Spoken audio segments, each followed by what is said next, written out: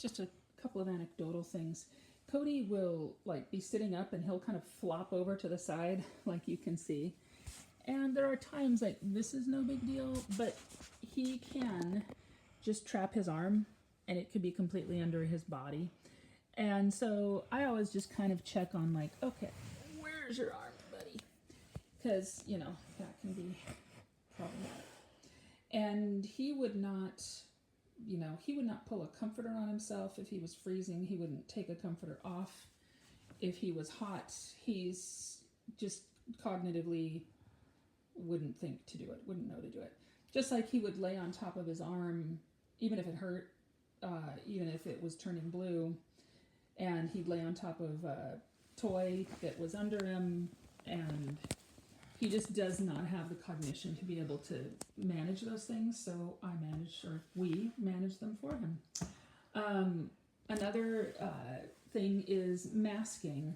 So it's tempting sometimes, if you're busy, to just sort of put a full face mask on him and know, okay, that's gonna be great. He'll be fine. He's been in and out of hospice, and he has been over masked so much in his life. Hospice was 10 years ago, but since then, he's just developed an aversion to like full face masks sitting on his face. He doesn't mind a nebulizer because he likes kind of the smoke, kind of the mist that he can see. So if I can ever opt for a cannula instead of a mask, I do. And if I do use a mask, I don't necessarily stick it over the back of his head with the rubber band thing. I'll just hold it over him until he doesn't need it anymore. He very rarely needs a full face mask for longer than a few seconds.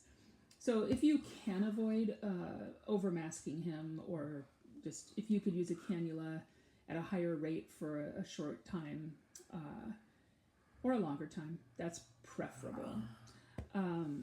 What else?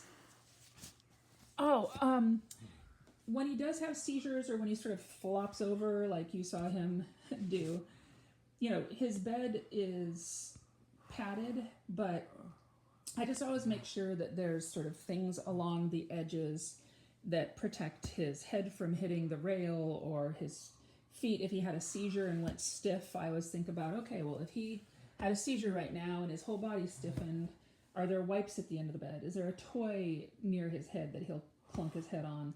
I just try to make sure I'm always thinking, if he had a seizure or if he flopped over to the side, what might he lay on, or what might his feet hit, or whatever that could either hurt him or give him a bruise or something.